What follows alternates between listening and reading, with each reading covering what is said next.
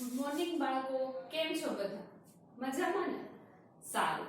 ધોરણ 5 વિષય ગણિત રિવિઝન પીરિયડ 2. બાળકો, અગાઉના પીરિયડમાં આપણે એમસીક્યુ ની ચર્ચા કરી હતી. હવે આજે આપણે વધારે એમસીક્યુ છે તે જોઈશું, જેમાં અગાઉના પીરિયડમાં 1 થી 16 એમસીક્યુ ની ચર્ચા કરી હતી. હવે જોઈએ એમસીક્યુ નંબર 17. જ્યારે પપૈયાનો રસ કાઢવામાં આવે છે ત્યારે રસનું વજન પપૈયાના વજનના 1/3 એટલે કે ત્રીજા ભાગ જેટલું હોય છે. જો 1200 કિલોગ્રામ પપૈયામાંથી રસ કાઢવામાં આવે તો રસનું વજન કેટલું હશે? હવે શું કીધું છે? જ્યારે રસ કાઢવામાં આવે ત્યારે પપૈયાનો રસ કાઢવામાં આવે છે ત્યારે તે પપૈયાના વજનના 1/3 જેટલું હોય છે, એટલે 1200 નો 1/3 ભાગ. બરાબર? તો રસનું વજન છે તે ત્રીજા ભાગનું થાય. આપણે જાણીએ છીએ 3 ચોક 12 એટલે કે કેટલું થશે? તો કે 400 કિલોગ્રામ. તો શું આવશે? A, B, C અને D 400 કિલોગ્રામ આવે છે. બાળકો, જ્યારે 1/3 ભાગ, 1/2 ભાગ, 1/4 ભાગ, બરાબર, આવી રીતે શોધવાનું હોય ત્યારે શું આવે? તો કે તેના ગુણ્યા તે પર્ટિક્યુલર ભાગ.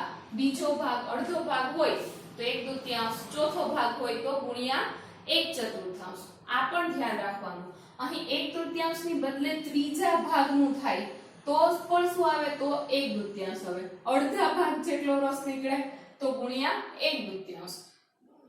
ચોથા ભાગ જેટલો રસ નીકળે તો અહીં શું આવશે? 1200 ગુણ્યા 1/4.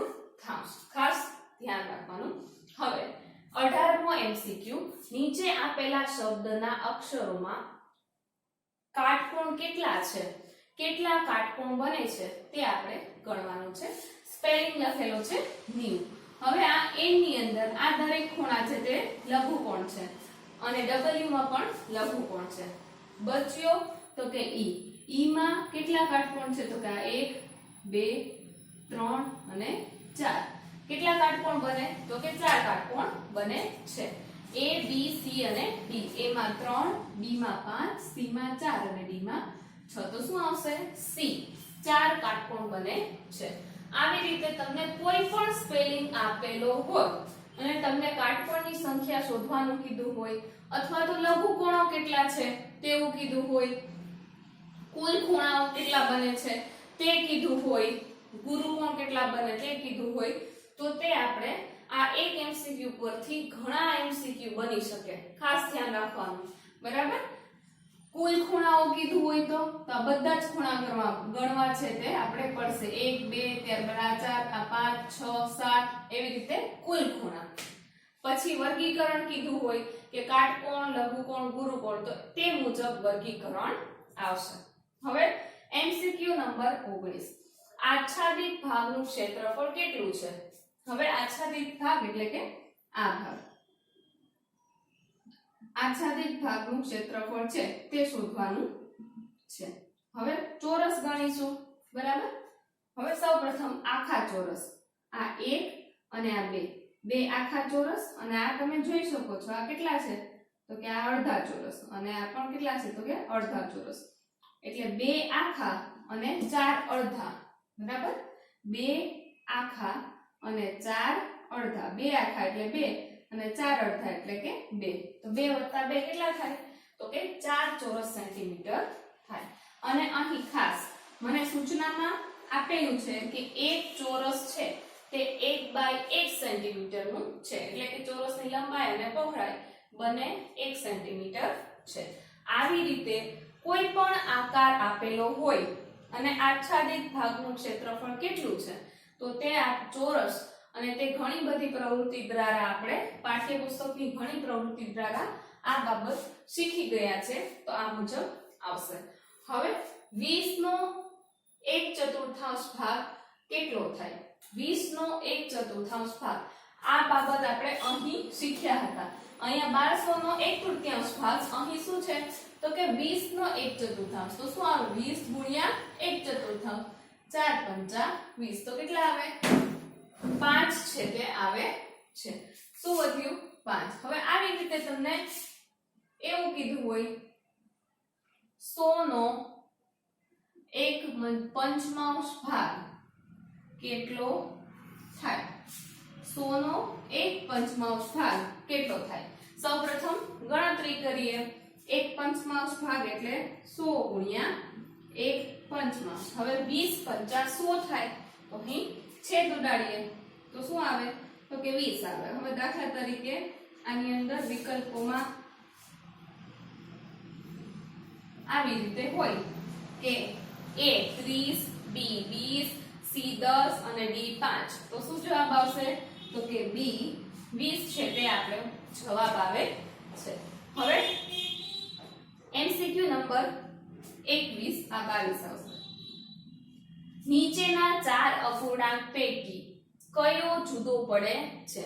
4 અપૂર્ણાંક આપેલા છે તેમાંથી કયો અપૂર્ણાંક છે તે બાકીના બધા કરતા જુદો પડે છે તે મારે કહેવાનું છે. તો સૌપ્રથમ છે 2/4, ત્યારબાદ 1/2, 3/2 અને 4/8. બાળકો આવી રીતે જ્યારે અપૂર્ણાંક આપેલા હોય ત્યારે સૌપ્રથમ તે જોવાનું કે આપેલો અપૂર્ણાંક છે તે અતિ સંક્ષિપ્ત રૂપમાં છે કે નહીં તે સૌપ્રથમ જોવાનું છે. જો તે અતિ સંક્ષિપ્ત રૂપમાં હોય તો તેને આપણે એમને એમ રહેવા દેશું અને જે અપૂર્ણાંક અતિ સંક્ષિપ્ત રૂપમાં નહીં હોય તેને આપણે સૌપ્રથમ અતિ સંક્ષિપ્ત રૂપ એટલે નાનામાં નાના રૂપની અંદર ફેરવીશું. સૌપ્રથમ 2/4. હવે 2/4 તો અહીં છેદ ઉડાડવાનું શક્ય છે તો કે હા 2 2 4 બરાબર. તો આ જે 2/4 છે તેને આવી રીતે લખી શકાય 2/2 ગુણ્યા 2. 2 2 કેન્સલ તો શું આવે? તો કે 1/2. હવે આનું 2/4 નું અતિ સંક્ષિપ્ત રૂપ થયું 1/2. ત્યારબાદ B વિકલ્પ છે તો B વિકલ્પની અંદર 1/2 કે જે અતિ સંક્ષિપ્ત રૂપમાં જ છે. ત્યારબાદ 3/2 તો 3 અને 2 તે પણ કેવા છે? તો કે બંનેની અંદર કાંઈ સામાન્ય નથી એટલે તે પણ અતિ સંક્ષિપ્ત રૂપમાં છે. અને D ની અંદર 4/8. હવે આનું સંક્ષિપ્ત રૂપ આપવું હોય 8 એટલે 4 ગુણ્યા 2 4 4 કેન્સલ. તો એનું અતિ સંક્ષિપ્ત રૂપ પણ શું થાય? તો કે 1/2 થાય. તો અહીં A વિકલ્પ, B વિકલ્પ અને D વિકલ્પ ત્રણેય છે તેનું તે કેવા છે? તો કે સરખા છે. ત્રણેયનું જો સંક્ષિપ્ત રૂપ શોધો તો આનું પણ 1/2 થાય અને આનું પણ 1/2 થાય. તો આ ત્રણેય છે તે કેવા થયા? તો કે સરખા થયા. હવે આપણે શું કીધું? નીચેના 4 અપૂર્ણાંક પૈકી કયો જુદો પડે છે? તો આમાં જવાબ શું આવશે? તો કે C છે તે આપણો જવાબ આવશે. એ 3/2 છે તે આ બધા જ અપૂર્ણાંકમાંથી જુદો પડે છે.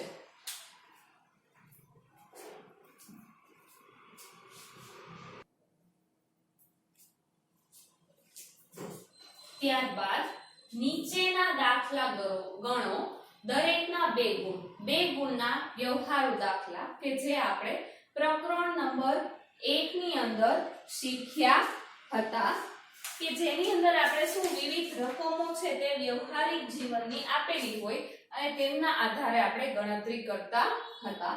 દાખલો નંબર 1 દિનકરભાઈના ઘરે ઉનાળામાં દરરોજ 3 કિલોગ્રામ કેરી ખવાય છે.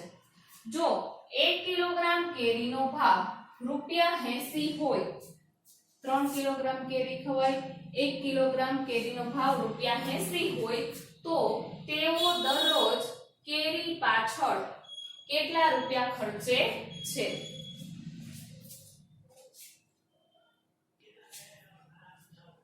દરરોજ કેટલી કેરી ખવાય? તો કે 3 કિલોગ્રામ.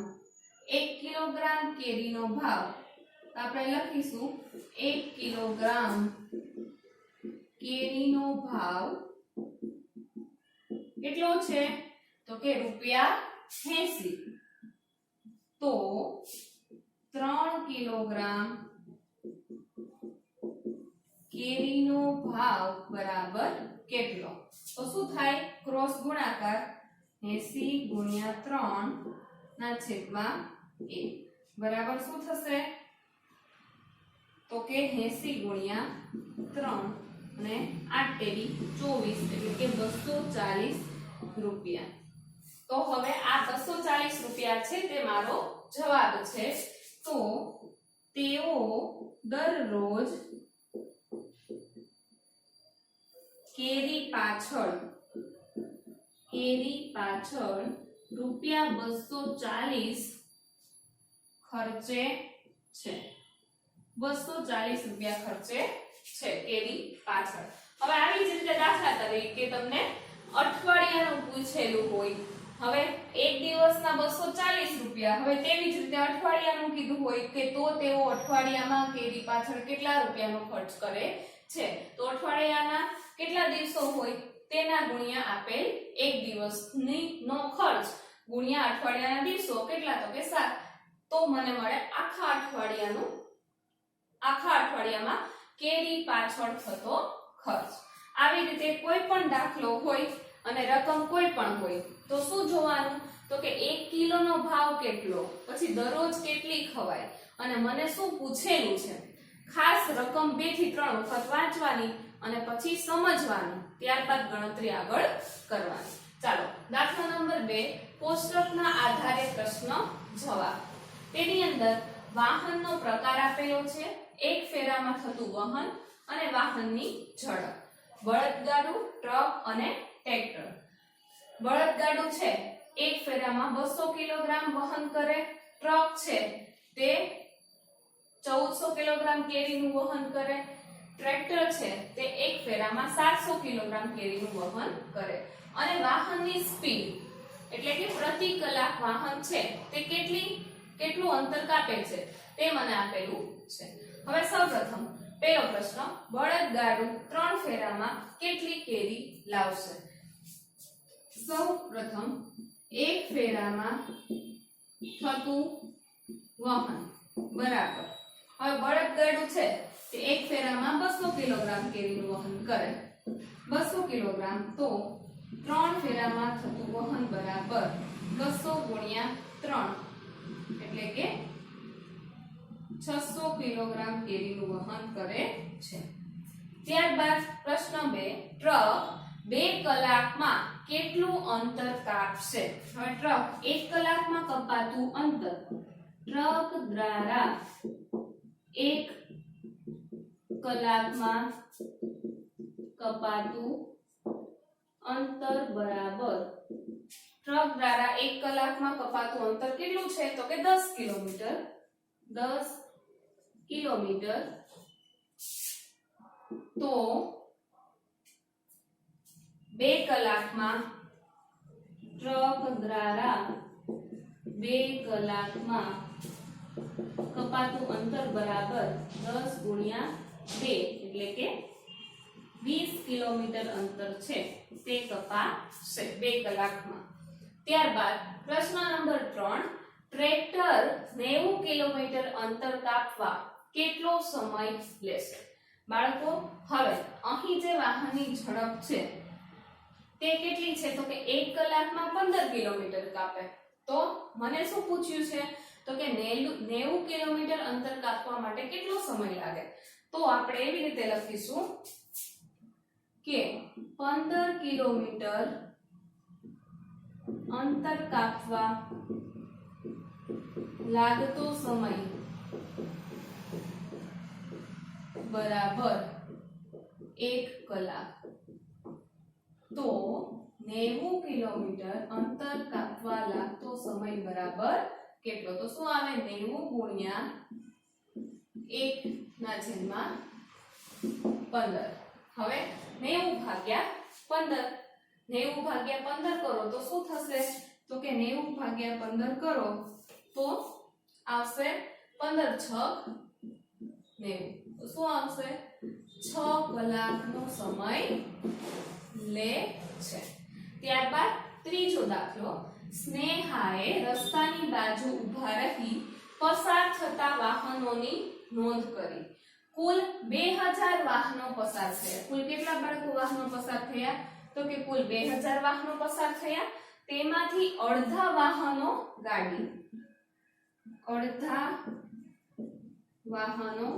ગાડી. તો શું થાય? કુલ વાહનોના અડધા, કુલ વાહનના અડધા એટલે આ છે 2000 અને 2000 ના અડધા એટલે કે 1/2. તો કેટલા થાય? તો કે 1000. 2000 છે તે કુલ વાહનો છે અને મને રકમમાં શું કીધું કે તેમાંથી અડધા વાહનો ગાડી છે. એટલે અડધા વાહનો ગાડી હોય તો કુલ વાહનોના અડધા એટલે કુલ વાહનો ગુણ્યા 1/2 એટલે 1000 ગાડી. ત્યારબાદ આગળ શું કીધું છે? ચોથા ભાગના રિક્ષા. હવે લખીએ ચોથા ભાગના રિક્ષા. તો 2000 નો કેટલામો ભાગ? તો કે 2000 નો ચોથો ભાગ. 4 × 5 = 20. તો કેટલી રિક્ષા થાય? તો કે 500 છે તે રિક્ષા થાય. તથા બાકીના ટ્રક હતા. હવે બાકીના વાહનો છે તે ટ્રક હતા. બાકીના વાહનો ટ્રક. તો કુલ વાહનો 2000 ટ્રક હતા. તો દરેક વાહનની સંખ્યા શોધો. અડધા વાહનો ગાડી, અડધા વાહનો રિક્ષા અને બાકીના હવે શું શોધવાનું રહ્યું? તો કે ટ્રક છે તેની સંખ્યા મારે શોધવાની છે. તો કુલ વાહનોમાંથી હું ગાડી અને રિક્ષા બંનેનો સરવાળો, ગાડી કેટલી તરફ પસાર થઈ અને રિક્ષા, તે બંનેનો સરવાળો હું કુલ વાહનોમાંથી બાદ કરું તો બાકીના ટ્રકની સંખ્યા મને મળી જાય. તો 2000 - 1000 ગાડી વત્તા 500 રિક્ષા હું બાદ કરું તો 2000 - કેટલા થાય? તો કે 1500. તો બાકીના વાહનો 2000 માંથી 1500 જાય તો શું વધે? તો કે 500 ટ્રક. તો હવે કુલ 2000 વાહનોમાંથી 1000 ગાડી, 500 રિક્ષા અને 500 ટ્રક છે તે પસાર થાય છે.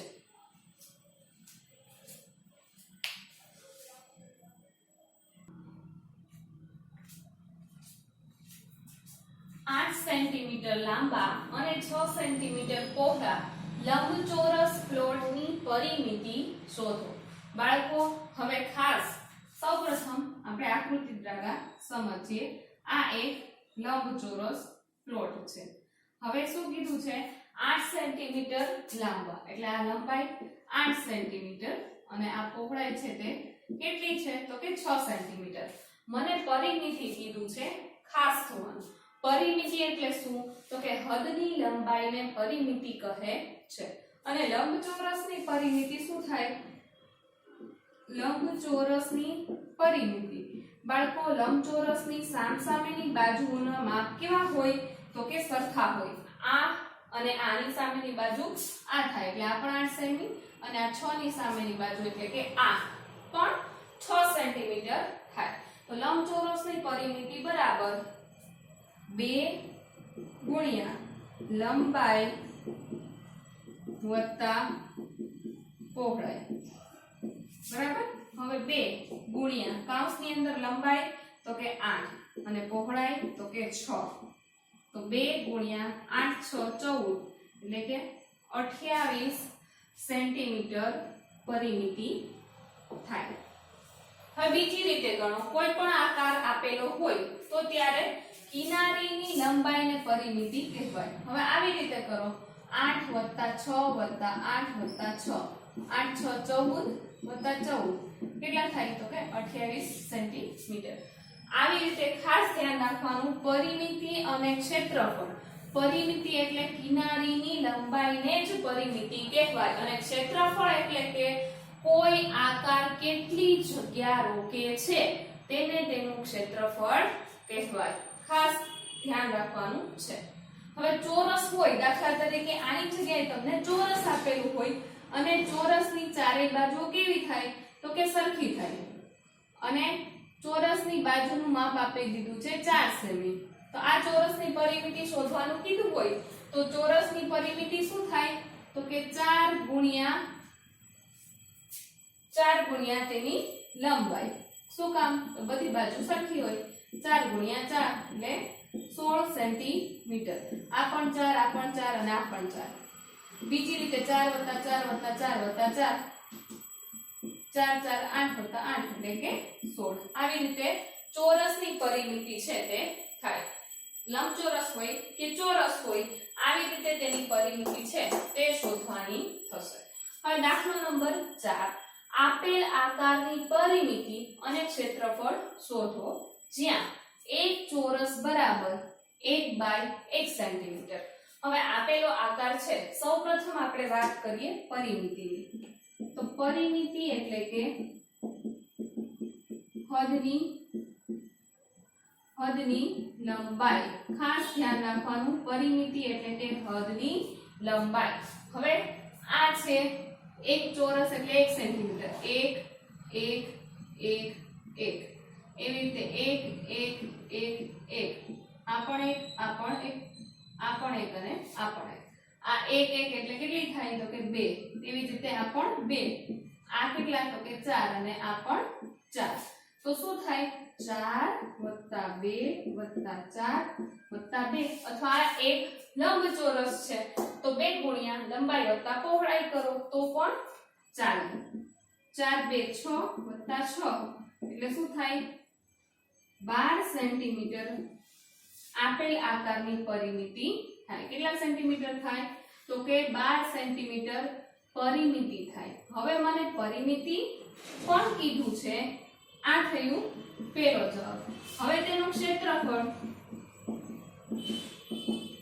ક્ષેત્રફળ એટલે શું તો કે ઢંકાયેલા ચોરસની સંખ્યા અથવા ઢંકાયેલા ચોરસ. તો હવે આ આકાર છે, કેટલા ચોરસ છે તો કે 1 2 3 4 5 6 7 અને 8. તો ક્ષેત્રફળ શું થાય તો કે 8 ચોરસ સેન્ટીમીટર. બંને વસ્તુ અલગ છે. પરિમિતિ એટલે હદની લંબાઈ અને ક્ષેત્રફળ એટલે આપેલ આકાર કેટલી જગ્યા રોકે છે તેને ક્ષેત્રફળ કહેવાય. હવે દાખલો નંબર 5. આપેલા આકારને એવી રીતે પૂરા કરો કે જેથી માગેલ ક્ષેત્રફળ મળે. હવે 4 ચોરસ સેન્ટીમીટર. આ આપેલ આકાર છે તેને પૂરો કરવાનો છે કે જેથી તે આકારનું ક્ષેત્રફળ 4 ચોરસ સેન્ટીમીટર થાય. જ્યાં એક ચોરસ બરાબર 1 બાય 1 સેન્ટીમીટર. બરાબર, જ્યાં ચોરસ બરાબર 1 બાય 1 સેન્ટીમીટર થશે. હવે આ બરાબર અર્ધ વચ્ચેથી લાઈન પસાર કરેલી છે એટલે આ અડધું ચોરસ, આ પણ અડધું ચોરસ. અડધું અને અડધું એટલે કેટલું થાય તો કે 1 થાય. 1 ત્યારબાદ આ 2 આ 3 અને આ 4. દાખલા તરીકે હું આવી રીતે પૂરો કરું આ આકાર તો આ 1 અને આ 1 1 2 3 અને આ 4 આવી રીતે થઈ શકે તો કે હા, આવી રીતે પણ થઈ શકે. ત્યારબાદ બીજી કઈ રીતે થઈ શકે તો કે આ જે આપેલું છે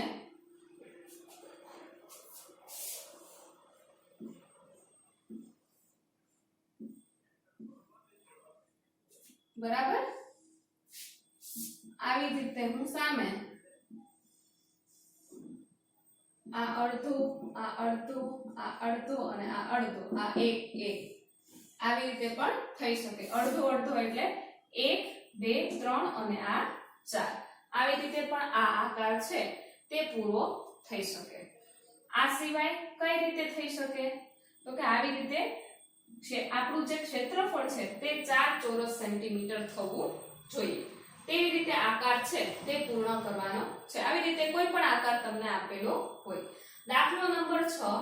આપેલ આકારનું ક્ષેત્રફળ શોધો. મને એક આકાર આપેલું છે તેનો ક્ષેત્રફળ મારે શોધવાનું છે જ્યાં એક ચોરસ બરાબર 1 સેન્ટીમીટર 1 બાય 1 સેન્ટીમીટર. હવે બાળકો હવે આખા ખાનાની સંખ્યા ગણી લઈએ તો 1 અને 1 એટલે આખા ચોરસ કેટલા છે તો કે આખા ચોરસ 2 છે. હવે અડધાથી વધારે જો કોઈ ચોરસ જગ્યા રોકે તો તેને પણ આપણે આખા ચોરસમાં એટલે કે 1 માં ગણતરી કરીશું. તો આ છે આ બંને તે અડધાથી વધુ જગ્યા રોકે છે એટલે અડધાથી વધુ એવા બે ચોરસ, બરાબર, આખા ચોરસ બે, ત્યારબાદ અડધાથી વધુ ચોરસ તો કે બે, અને આ બંને છે તે અડધાથી ઓછી જગ્યા રોકે છે, અડધાથી ઓછી જગ્યાવાળા બે ચોરસ.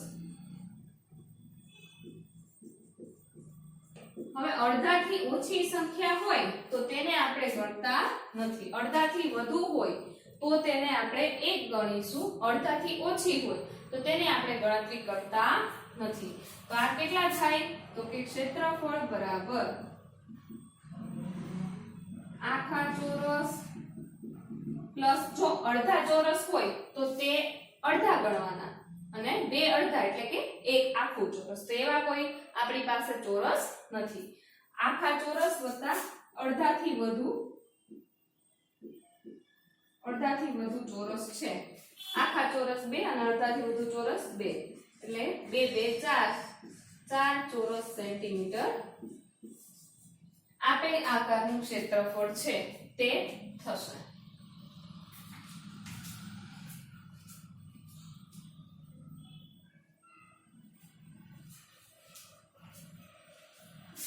બાળકો, આશા રાખું છું કે આજે આપણે જે બાબતોનો અભ્યાસ કર્યો તે તમે સારી રીતે સમજ્યા હશે.